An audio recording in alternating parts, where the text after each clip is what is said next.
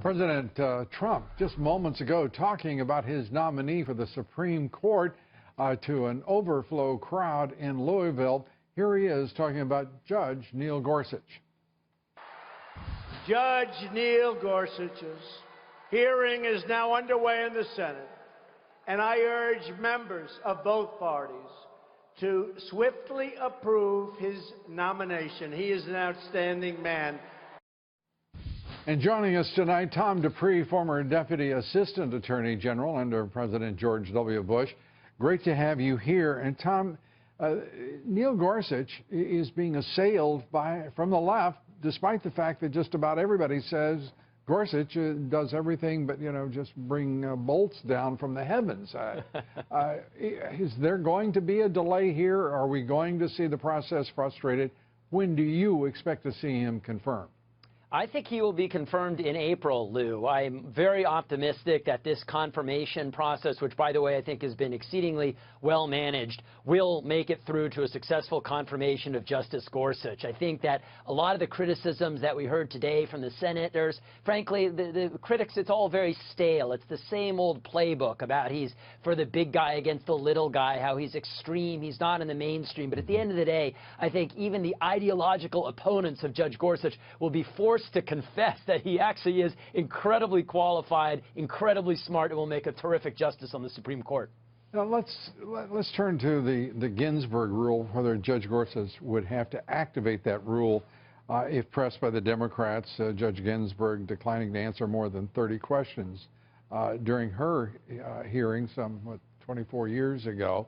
What do you think the odds are?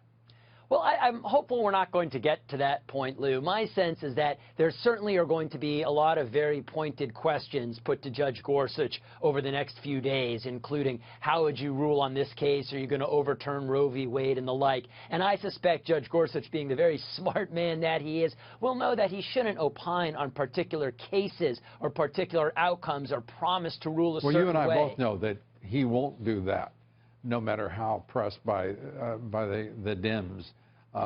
So what is the point of this kabuki theater? It is mind-numbing, it is dull, it's repetitious, and the fact is there's no reason why Judge Gorsuch shouldn't be confirmed this week.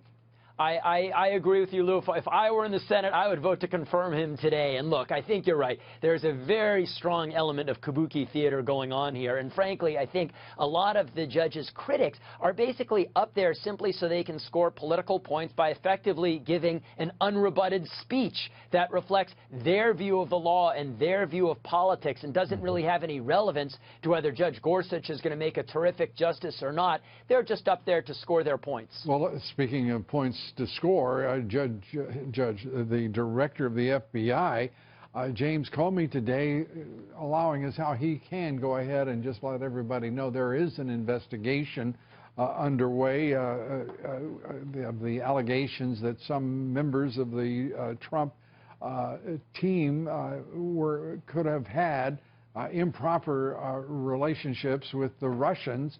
I mean, this is getting to be really something. Yet he wouldn't talk about the leaks and as to whether or not there is an investigation underway. You got the very strong feeling there wasn't.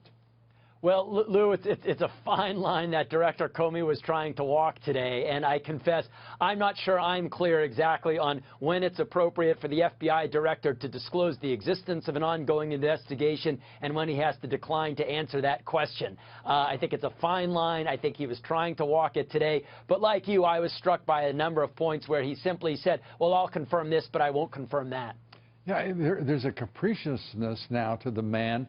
Whatever gravitas he might once have had, and which might have drawn some support at least for his continuance in that role. Frankly, I don't see why he's still in that job. Why wouldn't the president just fire him? You know, he has the power to do it, but I mean, I'll say a few words on Comey's behalf. I think that we've seen over the last 6 months or the 9 months, it seems that every few months the parties reverse their positions on whether Director Comey is good or bad, that the Republicans like him on the Clinton investigation, the Democrats don't, and then they switch around.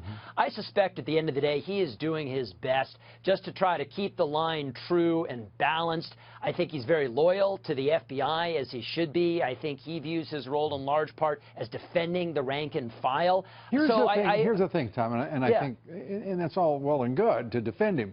There's just one problem. We don't have, I don't know of any prosecutions, do you, of the leakers of any of the information that's appeared in all of these publications over the course of the past 6 months. We have every reason to believe that President Trump got most of his information that underlay the statement that he had been surveilled. I mean, that information was in the New York Times. That information was in the National Review. That information was reported by McClatchy. This is a claim. In point of fact, it's not preposterous at all, since the Obama administration surveilled the Senate Intelligence Committee, for crying out loud.